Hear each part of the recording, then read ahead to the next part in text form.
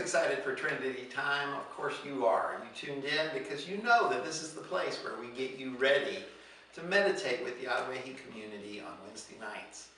If you don't know already, then you should subscribe. You should like this video. Maybe even leave a comment for us. All of these things help us very much, and they also help you be a part of what we're doing here, which is changing the consciousness by meditating on certain energies and empowering them into the mass consciousness. We do a different energy every week, and you'll know if you tune in because we'll tell you ahead of time. This week, we're doing the energy of awe. Awe. It's a very important energy, but it's a misunderstood energy. We tend to think of ourselves as awe consumers instead of awe producers.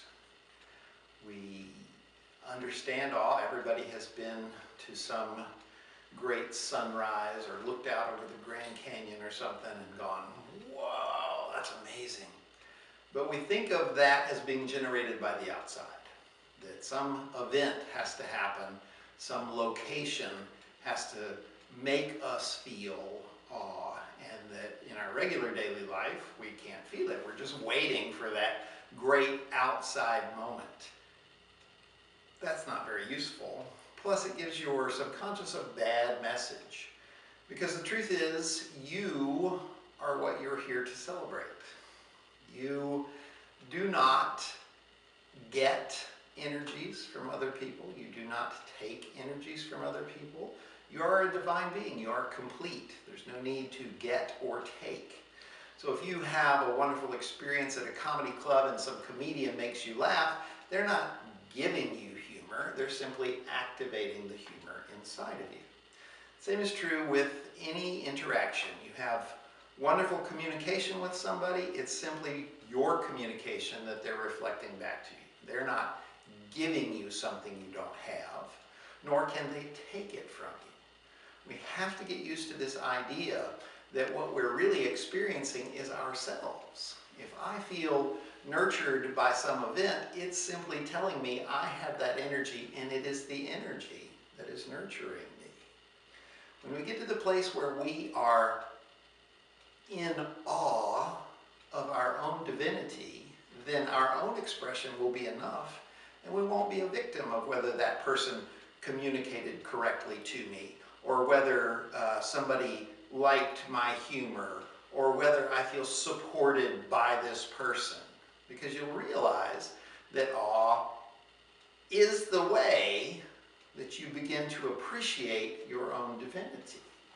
And when you do that, you can be nurtured by your divinity. You can be perfectly satisfied with your support, even if that person is being very unsupportive. You can be perfectly satisfied with your humor, even if this person tells a joke that you find offensive. You can be perfectly satisfied with every energy in you. It can be totally exactly what you are craving, and you don't have to need or want anything from the outside world. Are you beginning to see how important awe is? So we want to give you a little exercise today that's going to help you feel awe of you, not awe of nature or awe of the Grand Canyon or something like that, but awe of you. Very simple exercise. It's based on internal martial arts, Kung Fu, Tai Chi, all of those sort of things use this. They all believe that the vital life force inside of you, which I might refer to as Kundalini energy, they would simply say is Qi. And they believe that Qi kind of collects in your abdomen, that this is your dantian, they call it. It's kind of a little vessel that holds the bulk of your Qi. And this is where you cultivate it, and this is where you grow more, and this is where it spreads out from. Because of that, you can use that Qi to add a little power to what you're doing. So if, for instance, Bob, we're going to strike this bag, and once again, I don't recommend fists. I like that open palm strike. So he's going to strike that bag, and he can get a lot of power from it. But there's a secret that allows you to deliver even more power, And that is that right at the moment of impact, you squeeze your abdomen like a tube of toothpaste. Just everything squeezes down. Now, don't tighten your arm because that's going to retard the power you're trying to deliver. Arm stays loose, but abdomen cinches up right at that moment of impact. Go ahead, Bob. And you can see you deliver a lot more power that way. Once again, regular strike. Nice strike, a lot of power. Now, add that little squeeze to it at the end. And you can see, once again, that you're suddenly providing a lot more power. You didn't notice his feet move. You didn't notice him add any extra thing to it. It's simply the power of adding your vital life force to what you're doing. It doesn't have to be a strike. It can be any activity. You can add vital life force to it by cinching in your abdomen, squeezing that dantian. It produces more chi. It's like raising your blood pressure, so to speak, although it doesn't do that. So, you can practice hitting things and tightening up at the last minute, and I hope that you will, and I hope that someday that will save your life. But beyond self-defense, you can just practice just tightening that up. And if you do 10, 15, 25 of these in a row,